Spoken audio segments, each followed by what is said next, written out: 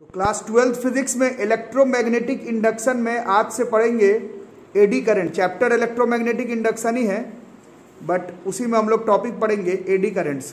Syllabus तो मेरे ख्याल से नया वाला सबके पास है ही, नहीं भी है तो मेरे से ले लेना। और एक चीज आप लोग को मालूम है या नहीं मेरे को मालूम नहीं, सिलेबस कटने से पहले भी इलेक्ट्रोमैग्नेटिक इंडक्शन चैप्टर में सबसे जो इम्पोर्टेंट क्वेश्चन जो आपका लड़ना ही था बोर्ड्स के एग्जामिनेशन में वो एडी करंट ही था। तुम प्रीवियस किसी भी अगर सैंपल पेपर देख लो, क्वेश्चन तुमको एडी करंट का थ्योरी वाला जो है कॉन्सेप्चुअल जो है वो एडी करंट का ही मिलना था। ठीक है, वैसे में भी एडी करंट ही दिखने वाला था और कट जाने के बाद तो कंफर्म है कि सबसे इंपॉर्टेंट एडी करंट ही रह गया। ठीक है, तो इसको थोड़ा सा ध्यान से देखो।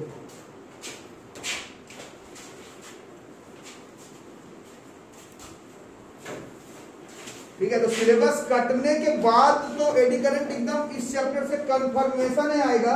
सिलेबस नहीं भी कटा होता तो भी एडी करंट ही जो है इस चैप्टर का बहुत इंपॉर्टेंट टॉपिक है।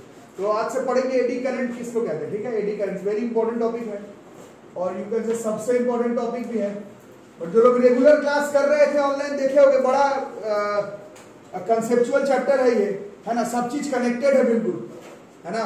पहले फ्लक्स है, फिर चेंज इन मैग्नेटिक फ्लक्स से फैराडे लॉ के हिसाब से इलेक्ट्रोमैग्नेटिक इंडक्शन है, फिर इलेक्ट्रोमैग्नेटिक इंडक्शन का डायरेक्शन पता लगाने के लिए लेंज लॉ है, फिर पता चलता है कि लेंज लॉ सब जगह काम भी नहीं करता है, या फिर वाइस वर्सा फ्लेमिंग का राइट हैंड रूल दोनों लगा सकते हैं क्वेश्चंस में। उसके बाद फिर क्वेश्चंस में आया मोशनल ईएमएफ, सबसे फेमस वाला मोशनल ईएमएफ बीएल भी है, लेकिन हाफ बीएल स्क्वायर ओमेगा भी है। परसों जो लोग क्लास किए होंगे, व्हील जब गोल गोल गोल घूमता है तो उसमें हाफ बीएल स्क्वायर ओमेगा है। और उसके बाद आज जो हम लोग पढ़ेंगे दैट इज एडी करंट्स।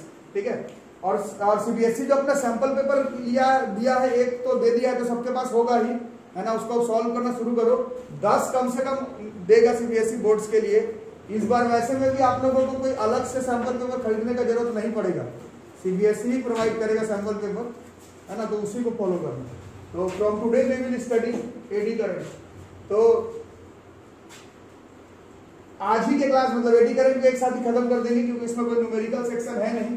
तो इसमें एडी करंट जानना है किसको कहते हैं, बहुत इंपॉर्टेंट टॉपिक है।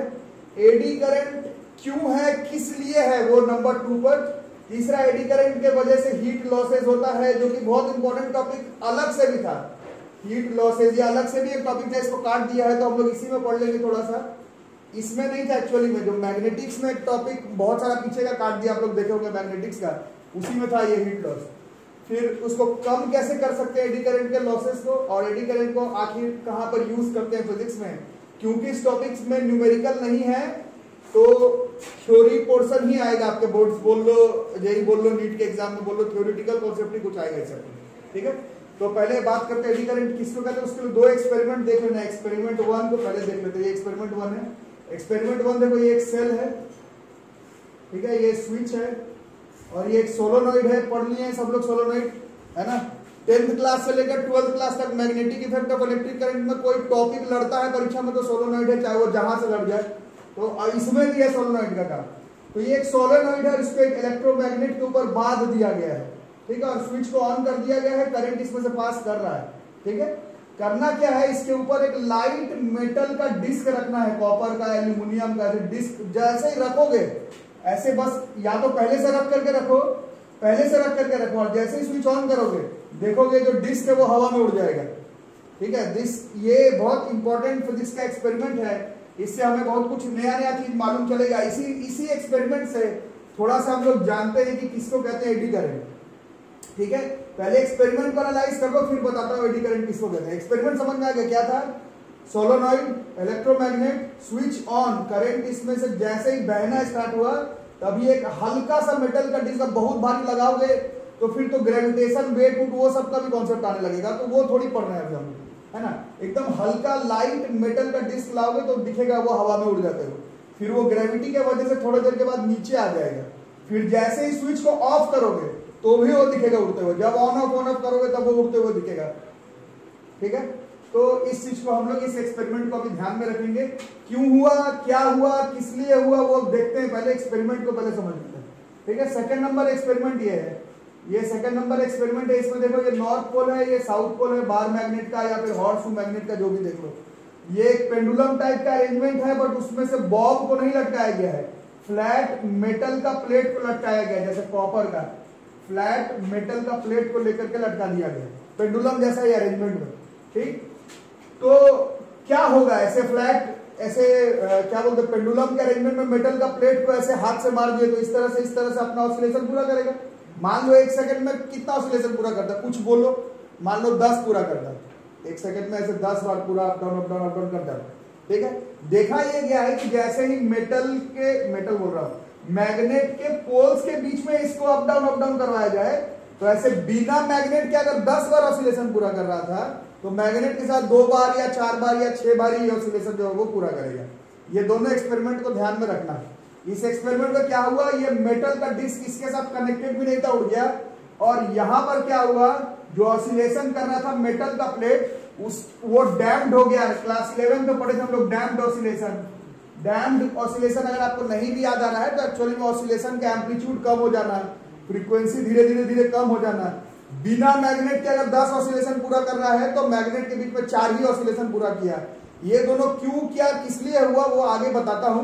पहले इन दोनों एक्सपेरिमेंट को आप लोग कॉपी में बना लें। इन दोनों एक्सपेरिमेंट से ही हम लोग जानेंगे कि एडी करंट किसको कहते हैं। ठीक है, तो पहले दोनों एक्सपेरिमेंट का डायग्राम बना लो कॉपी में। तो ये दोनों एक्सपेरिमेंट को अभी हम लोग थोड़ा सा एक्सप्लेन करते हैं।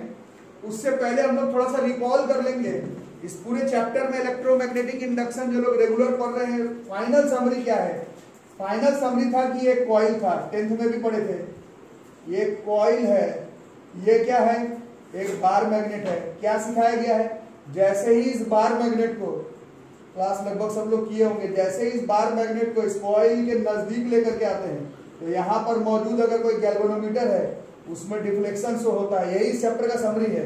क्यों हुआ, इस करंट को कहते हैं हम लोग इंड्यूस करंट। क्यों हुआ वो हम लोग पहले पढ़ चुके हैं। Magnetic flux linked with the coil को अगर हम लोग डिस्टर्ब करते हैं तो फैराडे के लॉ ऑफ इलेक्ट्रोमैग्नेटिक इंडक्शन के वजह से करंट इंड्यूस होता है। और लेंज लॉ आप लोग पढ़े हैं, लेंज लॉ से हम लोग उसका डायरेक्शन पता लगाते थे।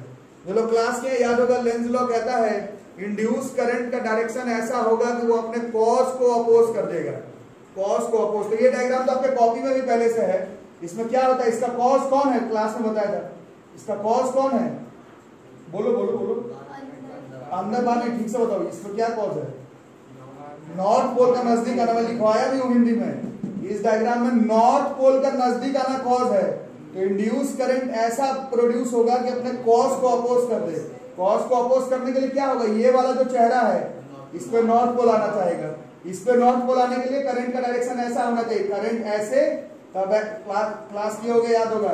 नॉर्थ पोल निकालने का तरीका ऐसे स्वर्लिंग करोगे तो ऐसे जो अंगूठा है वो नॉर्थ पोल से करता है। तो इस तरफ नॉर्थ पोल आ जाएगा, इस तरफ साउथ। ये पहले पढ़ा चुका हूं मैं, अभी तो पढ़ाऊंगा कि ये दोनों एक्सपेरिमेंट का मीनिंग अभी हम लोग क्लियर करने वाले। तो ये क्या था, ये कॉइल था। कॉइल में क्या होता है, इंड्यूस करंट। किस वजह से, फैराडे के लॉ ऑफ इलेक्ट्रोमैग्नेटिक इंडक्शन से। डायरेक्शन कैसे निकालते हैं, लेंज लॉ से। अब क्या करना है, ये क्या था, ये कॉइल था। अब कॉन्सेप्ट साइंटिस्ट लोगों के सामने आया कि कॉइल में तो ऐसा हो रहा है, सिंपल मेटल का प्लेट लेंगे, सिंपल मेटल का प्लेट, सिंपल मेटल का प्लेट, कॉइल नहीं, कॉइल के बारे में बात नहीं हो रहा, सिंपल मेटल का प्लेट, सिंपल कंडक्टर के बारे में बात हो रहा है। तो कॉइल में अगर ये फेनोमेना हुआ तो मेटल के प्लेट में भी ये फेनोमेना होता है क्या, ये पता लगाने के लिए इन दोनों एक्सपेरिमेंट का काम था। इन दोनों एक्सपेरिमेंट को अगर आप लोग ध्यान से देखेंगे तो यहां पर से देखो स्विच ऑन किए थे, इसमें से करंट पास हो रहा था। करंट पास होने का मतलब इसका जो कॉस था, इंक्रीज करता हुआ करंट, कॉस में बताया था इंक्रीज करता हुआ करंट, यहां पर साउथ पोल हो जाएगा, यहां पर नॉर्थ पोल हो जाएगा। यहां पर नॉर्थ पोल है, ये किसका, सोलोनॉइड का। लेकिन तुमको दिखा क्या, तुमको तो दिखा कि एक मेटल का डिस्क उड़ गया हवा में। अब क्यों उड़ा, इस पे हम लोग सोच सकते हैं। यहां नॉर्थ पोल है, नॉर्थ पोल किसी चीज को उड़ा दे तो उसके पास भी क्या होना चाहिए, उसके पास भी नॉर्थ पोल होना चाहिए। ये तो एक मेटल का डिस्क है, इसके पास नॉर्थ पोल कहां से आ सकता है। हम लोग जस्ट पीछे बहुत दिन से पढ़ रहे हैं, एक मेटल का डिस्क है। इस मेटल के डिस्क में जरूर एक करंट प्रोड्यूस हो रहा होगा, जो करंट इंड्यूस करंट के जैसा ही होगा। और क्या रूल अभी आप पढ़ रहे थे, इसमें कौन सा लॉ लगता है, लेंज लॉ। लेंज लॉ क्या कहता है? अपने कॉस को अपोज करने के लिए क्या हो सकता है? ये हम लोग बताए थे कि इसके अंदर जो करंट है, मतलब जरूर इसके अंदर क्या बहने लगा होगा, इसके अंदर जरूर कोई करंट बहने लगा होगा, उसका डायरेक्शन कुछ करंट का इस तरह से हो गया होगा कि इसका जो सबसे नजदीक वाला चेहरा है वो क्या बन गया होगा? वो नॉर्थ पोल, जिसके वजह से ये नॉर्थ पोल जो रिपेल करने की वजह से उड़ गया होगा। इसका मतलब इस मेटल के प्लेट के अंदर भी करंट प्रोड्यूस हो रहा है, उसी करंट को हम लोग एडी करंट कहते हैं।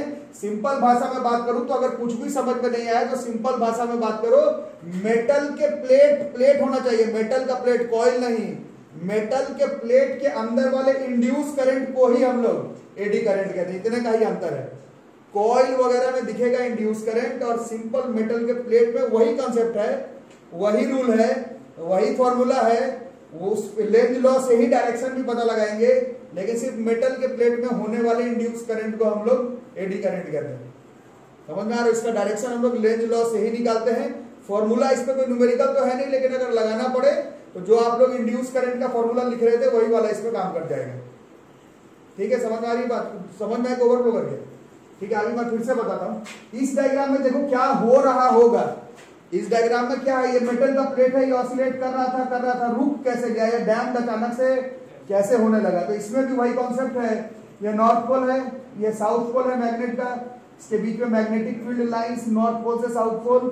जरूर ऐसा हुआ होगा, ये जब मेटल प्लेट नजदीक आ रहा होगा तो इस मेटल प्लेट के अंदर इलेक्ट्रॉन्स के फ्लो कुछ इस तरह से खुद को अरेंज करेंगे कि इसके अंदर क्या होने लगेगा? एक करंट प्रोड्यूस होने लगेगा, जो कि कैसा करंट होगा? Induce current. और इंड्यूस करंट क्या कहता है? लेंज लॉ के हिसाब से अपने कॉस को अपोज कर देता है। तो कॉस को अपोज करने के लिए क्या होगा? इसमें इलेक्ट्रॉन का मूवमेंट कुछ ऐसा होगा कि ये नॉर्थ पोल बना लेगा। इलेक्ट्रॉन का फ्लो का मालूम है ना कैसे होता है? ये करंट का डायरेक्शन मोस्ट प्रोबेबली ऐसे ही होगा, इस तरह से होगा। तो इसमें हाथ ऐसे करेंगे, ऐसे, तो ऐसे मुंह इस तरफ आ जाएगा। ये किए हैं पहले क्लास में, एक्सप्लेन किया। ये ऐसे तो ऐसे मुंह इस तरफ मतलब नॉर्थ पोल इस तरफ। नॉर्थ पोल क्या करता है? North pole repel. तो कॉस क्या था इसमें? इसमें कॉस था ये मेटल का प्लेट को नजदीक, तो इसके अपोज करने के लिए क्या करेगा? ये इसको दूर ढकेलेगा, नॉर्थ पोल दूर। तो जो ये उतने दूर से आ रहा था तेजी से नजदीक, अब ये क्या करेगा? इसको वापस उस तरफ ढकेल देगा। तो क्या होगा? उसका जो एम्पलीट्यूड है, स्पीड है, वो बढ़ेगा कि कम हो जाएगा? ये आ रहा था तेजी से, हम उसको वापस उस तरफ ढकेल दिए, क्या होगा? ये कम हो जाएगा। ऐसा काम फ्लक्स को डिस्टर्ब करने के वजह से कोई चीज प्रोड्यूस हो जा रहा है जो कि लेंज लॉ को फॉलो कर रहा है। वो कौन हो सकता है? तो वो इंड्यूस करंट हो सकता है। वही मेटल के प्लेट के अंदर जो करंट इंड्यूस हो जाए उसी करंट को हम लोग एडी करंट कहते हैं। एकदम शॉर्टकट समरी में बात है, मेटल के प्लेट के अंदर जो करंट इंड्यूस हो जाए उसको हम लोग एडी करंट कहते हैं। कॉइल में जनरली हम लोगों को इंड्यूस करंट वर्ड दिखता है, मेटल के प्लेट में जनरली हम लोगों को एडी करंट वर्ड दिखता है। फॉर्मूला वही है, फिनोमेना वही है, लेंज लॉ को फॉलो करेगा और रूल रेगुलेशन वही है। इसका डायरेक्शन जो है एडी करंट का डायरेक्शन लेंज लॉ को फॉलो करेगा, मतलब ये अपने कॉस को अपोज कर जाएगा। जैसे इस केस में इसका चेहरा जो है वो नॉर्थ पोल जैसा बनने की कोशिश करेगा। मतलब एक मेटल है, मान लो ये एक मेटल है, मेटल का प्लेट है, ये जा रहा था, किसके पास जा रहा था? मैग्नेटिक फील्ड के अंदर जा रहा था। तो इसका इलेक्ट्रॉन्स अपने आप को कुछ इस तरह से अरेंज करेगा कि वो कॉस को अपोज करेगा। तो कॉस को अपोज करने वाला जो करंट है वो इंड्यूस करंट है, और इस मेटल के प्लेट में भी ऐसा ही हो रहा है। इसका मतलब है कि मेटल के प्लेट में भी इंड्यूस करंट प्रोड्यूस होता है, उस वाले इंड्यूस करंट को हम लोग एडी करंट कहते हैं। ठीक है, क्लियर कट बात? ठीक। तो यहाँ पर थोड़ा सा ऐसे दिखाया हुआ है कि ये आपका बार मैग्नेट था, कॉइल था, तो इसमें नॉर्थ पोल साउथ पोल, तो इस तरह से इंड्यूस करंट वो गैल्वेनोमीटर में डिटेक्ट हो जाता है। मेटल के प्लेट के अंदर करंट बन रहा है, तो तुम गैल्वेनोमीटर कहाँ लगाओगे? मेटल के प्लेट के अंदर लगा दोगे तोड़ करके? नहीं लगा सकते ना। इसी वजह से टॉपिक पढ़ना जरूरी है। इसमें कई लोग बोलता है कि करंट जब हो ही जाएगा सर गैल्वेनोमीटर ही वाले तरीके से कर ले, तो उतना मेहनत करने का क्या जरूरत? तो मेहनत करने का जरूरत है, क्योंकि ये मेटल के प्लेट के अंदर ये करंट डेवलप हो रहा है। वो तुम नापोगे कैसे? अंदर तोड़ करके गैल्वेनोमीटर थोड़ी लगा दोगे मेटल के प्लेट के। इसमें तो तार में दिख जाता है यहाँ पर गैल्वेनोमीटर में डिफ्लेक्शन, इधर तुम कहाँ डिफ्लेक्शन देखने वाले हो? ये इसके अंदर होता है, तुमको गैल्वेनोमीटर में नहीं दिखने वाला ये चीज। ठीक।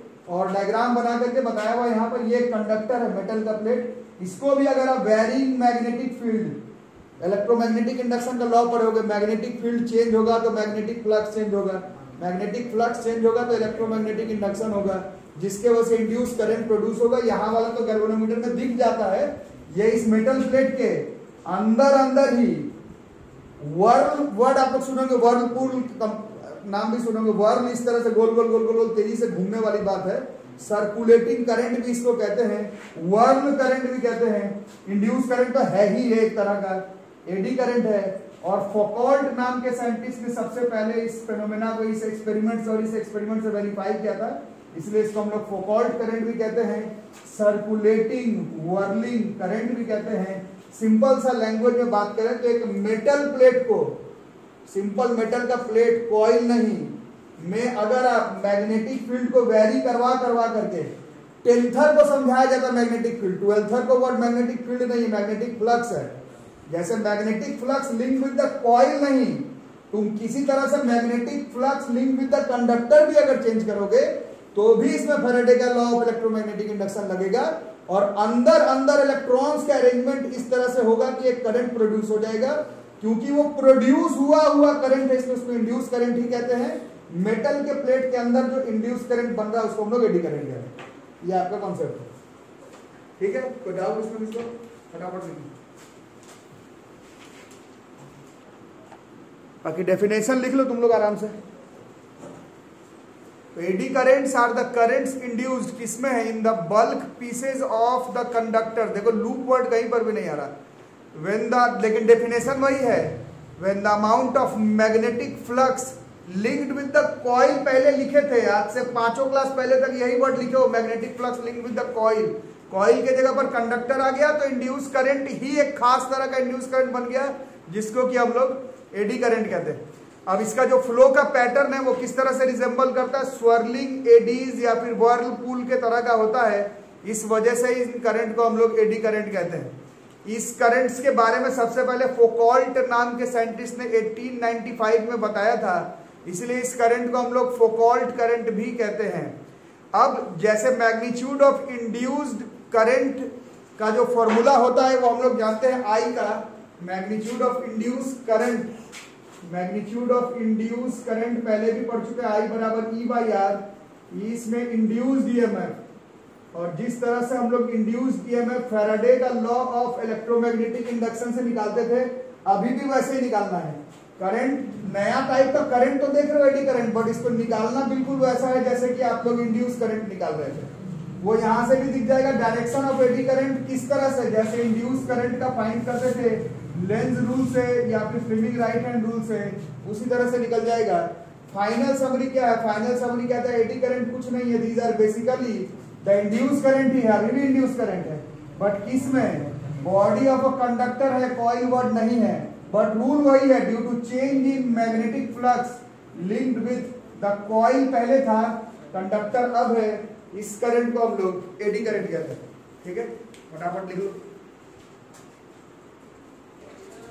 ठीक है, टॉपिक है पावर लॉस, इसी में हीट लॉस बोल लो चाहे पावर लॉस बोल लो। पावर लॉस है joules law of heating,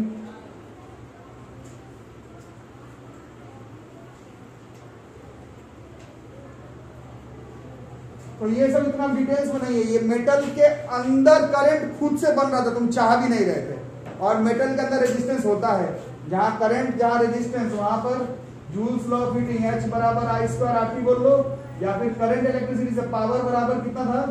VI होता था ना, VI था, और V के जगह पर I रखेंगे तो ये हो जाएगा I स्क्वायर R। तो R है उस मेटल के पास, कैसा भी कंडक्टर हो, और करंट तुम चाह नहीं रहे तो उसके अंदर बन रहा है। जैसे एक होता है कि उससे तुम करंट प्रोड्यूस करो, ये नहीं, उस प्लेट के अंदर खुद व खुद करंट बन रहा है, और रेजिस्टेंस उसके पास पहले से है। तो इन दोनों टर्म को मल्टीप्लाई करने पर जो पावर आएगा वो कोई बढ़िया पावर नहीं है, वो उसके अंदर ना चाहते हुए प्रोड्यूस हो रहा है, तो वो लॉस ही करवाएगा। ये बात जो है I स्क्वायर RT, ये हीटिंग इफेक्ट है, ये आप लोग 10th में 12th क्लास में पढ़े हैं, काम भी आता है। गीजर का तार गर्म होता है तभी काम करता है, बल्ब का फिलामेंट गर्म होता तभी काम करता है, बट ये तुम एक्स्ट्रा काम थोड़ी कर रहे हो, ये तो उसके अंदर प्रोड्यूस हो जाता है खुद से, तुम चाह भी नहीं रहे हो। तो ये जो हीट लॉस है, ये जो पावर लॉस है, इस तरह का पावर लॉस, हीट लॉस जो है वो अनडिजायरेबल होता है, अनवांटेड ही मान करके चलो होता है, अनडिजायरेबल है, अनवांटेड है ड्यू टू एडी करंट। ये एडी करंट की वजह से होता है। कहाँ होता है तो हम लोग थोड़ा सा याद कर लेंगे। 10th क्लास में मोटर पढ़े थे, 10th क्लास में जनरेटर पढ़े थे। अभी हम लोगों को ट्रांसफार्मर पढ़ना है। 12th वाला जनरेटर हटा दिया गया है, बट गैल्वेनोमीटर पढ़ाया गया है तुमको। उन सारे कॉन्सेप्ट में ही आप लोग याद कर लीजिए। 10th का मोटर जनरेटर याद करो, 12th का गैल्वेनोमीटर, ट्रांसफार्मर, जनरेटर अभी पढ़ेंगे तो थोड़ा सा दिमाग आपका रहेगा। सारे में ही क्या होता है, मैग्नेटिक फील्ड होता है। सारे में ही क्या होता है, कॉइल होता है। तो कॉइल होने पर बोलोगे सर ये टॉपिक नहीं लग रहा है, चीटिंग हो गया, लेकिन नहीं, सब में ही कॉइल को हम लोग एक आर्मेचर के ऊपर, मेटल के ऊपर बांध करके रखते हैं। सिर्फ कॉइल का होता तो ये टॉपिक आता ही नहीं, पढ़ाते ही नहीं। बट सब में ही एक कॉइल से कुछ नहीं होता, मोटर जनरेटर कोई काम नहीं करता। उसको हम लोग मेटल के ऊपर, आयरन, निकल, कोबाल्ट के ऊपर, आयरन के ऊपर ही जनरली उसको लपेट करके रखते हैं। तो जैसे ही लपेटे आयरन के ऊपर, तो आयरन तो मेटल है, और लपेटे और मैग्नेटिक फील्ड के अंदर रखे वो वेरिंग मैग्नेटिक फील्ड के अंदर, तो क्या होगा, उसमें magnetic flux linked with the coil तो चेंज हो, अच्छी बात है, वो तो बढ़िया है। बट जो उस मेटल के अंदर मैग्नेटिक फ्लक्स चेंज करवा रहे हो, उसके वजह से उसके जो अंदर एडी करंट प्रोड्यूस हो रहा है, मेटल के अंदर, कॉइल के नहीं। कॉइल वाला तो अच्छा है हमारे लिए, लेकिन जिस मेटल के ऊपर बांध करके उसको गोल गोल गोल घुमा रहे हो, उस मेटल के अंदर जो अनवांटेड करंट प्रोड्यूस हो रहा है, उसके वजह से undesirable unwanted heat power loss होगा ड्यू टू एडी करंट। और ये होना है, वो तुम चाह नहीं रहे हो, बट ये लॉस तो होना है। इस लॉस को हम लोग खत्म नहीं कर सकते हैं। ये लॉस आप खत्म नहीं कर सकते, क्योंकि मोटर काम ही वैसे करता है जैसे आपको 10th 12th में पढ़ाया गया है। जनरेटर का वर्किंग ही वैसा है, गैल्वेनोमीटर का वर्किंग ही ऐसा है कि एक कॉइल लेना है, मेटल के ऊपर लपेटना है, मैग्नेटिक फील्ड के बीच में गोल गोल गोल घुमाना है, वो काम ही ऐसा करता है। बट उस चक्कर में एडी करंट प्रोड्यूस हो जाता है, जो कि हमारे लिए अनडिजायरेबल है। तो हम लोग उसको रिड्यूस करने का ट्राई कर सकते हैं, खत्म तो नहीं कर सकते। तो उसको रिड्यूस करने के लिए कुछ डायग्राम्स आप लोगों को याद करना। तो एडी करंट रिड्यूस करने का तरीका है, अभी थोड़ी देर पहले भी बताया था। एडी करंट रिड्यूस करने का तरीका ये मैग्नेटिक फील्ड है, इसके बीच में एक प्लेट रखे हो, अभी बताया था, इसको पेंडुलम के फॉर्म में अरेंज किए हो, इसमें ढेर सारे एडी करंट प्रोड्यूस हो जाता है, जो कि हम लोग अभी देखे कि अनवांटेड, अनडिजायरेबल है। हम लोग इसको खत्म तो कर नहीं सकते, बट कम करने का एक तरीका निकाला गया है। इस मेटल के प्लेट का एरिया को बीच बीच में से काट दिया जाता है। ऐसे मेटल का प्लेट है, इसका जो एरिया आएगा, मैथ्स वाले हो तुम लोग, सब लोग समझ ही रहे हो, इतना ये इसका जो सरफेस एरिया आएगा, और इसी को अगर ऐसे बीच बीच में से कट करके एरिया निकाला जाए इसका, ये पोर्शन ऐसे कट कर दिए, फिर ये पोर्शन ऐसे कट कर दिए, ये पोर्शन ऐसे कट कर दिए, तो क्या हो जाएगा, इसका एरिया जो है वो कम हो जाएगा। अब काट करके बीच में एयर नहीं छोड़ सकते हैं, एयर छोड़ देने पर फिर कोई और फिजिक्स का रूल गड़बड़ा जाता है ना। इस वजह से इसका बीच बीच में जो पोर्शन काटे हैं उसको गार्निश किया रहता है, मतलब ऑयलिंग या फिर पेंटिंग, या फिर उसको बीच बीच में जो काटे हो उसको लैमिनेट करके रखा जाता है। ठीक है, साइंस का कॉन्सेप्ट क्या है, एरिया कम कर देंगे, उससे रेजिस्टेंस ज्यादा हो जाएगा, रेजिस्टेंस ज्यादा हो जाएगा तो करंट का वैल्यू, जो एडी करंट, अनवांटेड करंट है, उसका वैल्यू कम हो जाएगा। अब अनवांटेड वाला करंट कम हो रहा है, तो ये जो हीटिंग इफेक्ट अनवांटेड वाला, जो कि उस मेटल के प्लेट के अंदर ही बन जा रहा है, वो कम होगा। पावर जो लॉस हो रहा है, पावर का मतलब नहीं है बल्ब का पावर कम नहीं करने का बात हो रहा है यहाँ पर, उस मेटल में पावर का लॉस हो रहा है उतना, तुम्हारे ना चाहने चलिए, उसका वैल्यू को कम करने का ये तरीका है। इस तरह से हम लोग एडी करंट के लॉस को कम करते हैं। This is how we reduce the effect of losses of eddy current, है ना। तो इसके एप्लीकेशंस ऑफ एडी करंट आप लोग लिख लेंगे कॉपी में। तो पहला इलेक्ट्रोमैग्नेटिक डैम्पिंग, डैम्पिंग का मतलब रोकना होता है। पहले वाले डायग्राम के थ्रू भी आपको समझाया गया था कि आखिर जो एडी करंट प्रोड्यूस होता है वो इंड्यूस करंट का रूल को फॉलो करता है। इंड्यूस करंट जो है वो लेंज लॉ के रूल को फॉलो करता है। लेंज लॉ हमेशा अपने कॉज को अपोज करता है। तो अगर कुछ ऐसा कॉज था जिसके वजह से मूवमेंट हो रहा था, तो ये उसके मूवमेंट को अपोज ही करेगा। तो ये कई जगह पर हमारे मदद में भी आता है, यूज होता है। इलेक्ट्रोमैग्नेटिक डैम्पिंग, जो बहुत तेजी से चलने वाला ट्रेन है, उनका व्हील्स को रोकने के लिए इलेक्ट्रोमैग्नेटिक डैम्पिंग का इस्तेमाल किया रहता है। जहां पर वो व्हील को रोकना है, वहां पर हम लोग varying electric field and magnetic field produce करते हैं, जिसके वजह से क्या होगा, वो मेटल का चक्का रहता है। एक्चुअली में चक्का तो मेटल का रहता ही है, बट पिछले चैप्टर में हम लोग पढ़े हैं वो जिस ट्रैक के बीच में वो चक्का गोल गोल गोल घूमता है वो भी मेटलिक रहता है। तो वहां पर क्या प्रोड्यूस हो जाता है, वहां पर एडी करंट प्रोड्यूस हो जाएगा। एडी करंट प्रोड्यूस होने से यहाँ मेरे को कोई फायदा नहीं है। अभी पिछले थोड़ी देर पहले आप पढ़े थे, उसकी वजह से गर्मी प्रोड्यूस हो रहा था, उस गर्मी का यहाँ पर काम नहीं है। यहाँ पर काम है कि वो जो एडी करंट है वो लेंज लॉ को फॉलो करेगा। लेंज लॉ अपने कॉज को अपोज करेगा, तो अपोज करने के लिए वो तुम्हारा जो मोशन है उसको रोकेगा। तो वो जहां पर भी मोशन रोकने का काम करता है वहां पर इलेक्ट्रोमैग्नेटिक डैम्पिंग में एडी करंट हमारा काम में आ जाता है। ठीक है। दूसरा नंबर, इंडक्शन फर्नेस से केमिस्ट्री वगैरह में आप लोग पढ़ते होंगे, अलॉय बनाने के लिए मेटल को पिघलाया जाता है और अलग अलग मेटल को पिघला करके उसका अलॉय बनाया जाता है। बट केमिस्ट्री में ही आप लोग पढ़े होंगे, मेटल को सीधा गर्म करके नहीं पिघला सकते, उसका प्रॉपर्टीज ही चेंज हो जाता है।